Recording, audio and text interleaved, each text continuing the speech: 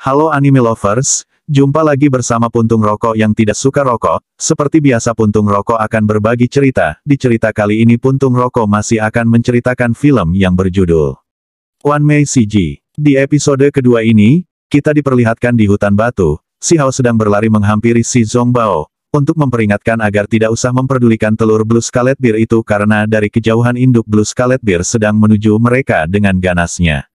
Namun karena bawelnya si Zongbao untuk tetap membawa telur Blue Scarlet Bear membuat mereka semua dalam bahaya. Kejar-kejaran antara Blue Scarlet Bear dan mereka pun memecahkan kesunyian hutan batu. Debu-debu tanah yang sedari tadi tetap hangat memeluk tanah beterbangan tak berarah. Pengejaran pun tetap berlanjut di seluk-beluknya bebatuan yang sangat menjulang tinggi. Si Hao bersama teman-temannya pun tidak dengan mudah untuk menyerah dan membiarkan Blue Scarlet Bird berhasil mengejar mereka. Begitu juga dengan Blue Scarlet Bird yang tidak mau menyerah untuk mengejar mereka karena sebagai induk mana mungkin mau merelakan anaknya diambil oleh orang lain.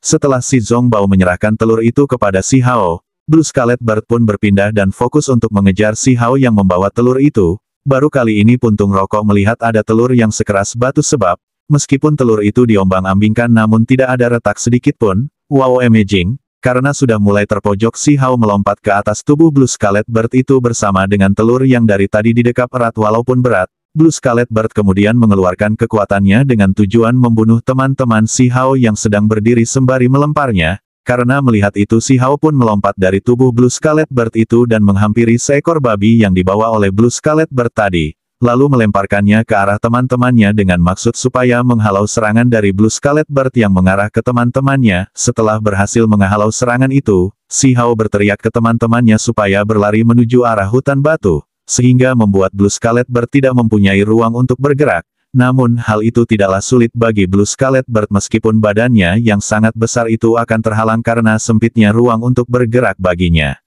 Scene berpindah di desa batu tepatnya di puncak Gunung Riceng. Para orang dewasa berkumpul sembari berbincang-bincang. Mereka pun menanyakan bocah-bocah yang tidak kedengaran suaranya padahal pagi tadi mereka sangat berisik. Kemudian tiba-tiba kita diperlihatkan kepada sang kakek patriark yang sedang menggendong seorang bocah yang adalah adiknya si Zongbao datang menghampiri mereka.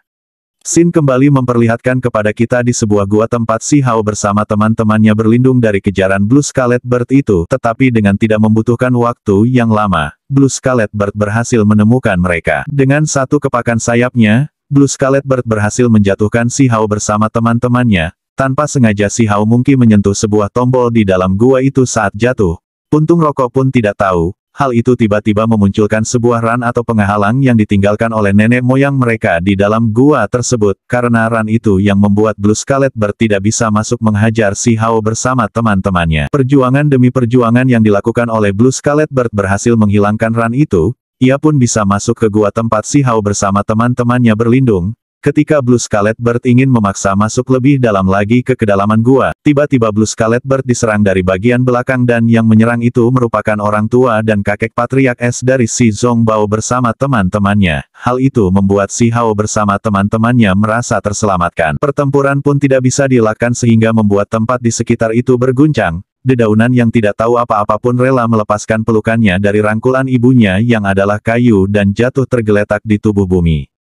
Ketika Blue Scarlet Bird sedang dihalang oleh para orang dewasa, kakek patriark menyelinap di sela-sela pertarungan itu dan berusaha membawa bocah-bocah itu pergi. Tetapi hal itu disadari oleh Blue Scarlet Bird sehingga Blue Scarlet Bird tidak menghiraukan pertempuran itu lagi dan berbalik mengejar kakek patriark bersama para bocah. Scene berpindah kita diperlihatkan kepada kakek patriark yang sedang berlari tergesa-gesa karena dikejar-kejar oleh Blue Scarlet Bird. Pengejaran itu berlangsung sampai di gerbang desa batu. Ketika hampir memasuki gerbang desa batu, Blue Scarlet Bird menyempurkan kekuatannya sehingga membuat bebatuan yang tak bersalah berjatuhan tak karuan. Hal itu membuat kakek patriark mau tidak mau tapi harus mau mengeluarkan kekuatan rohnya, untuk melindungi para bocah yang bawel itu dari reruntuhan batu itu. Kemudian mereka pun akhirnya memasuki desa dengan selamat. Meskipun sudah memasuki desa, tetapi Blue Scarlet Bird tidak menyerah untuk mengejar mereka.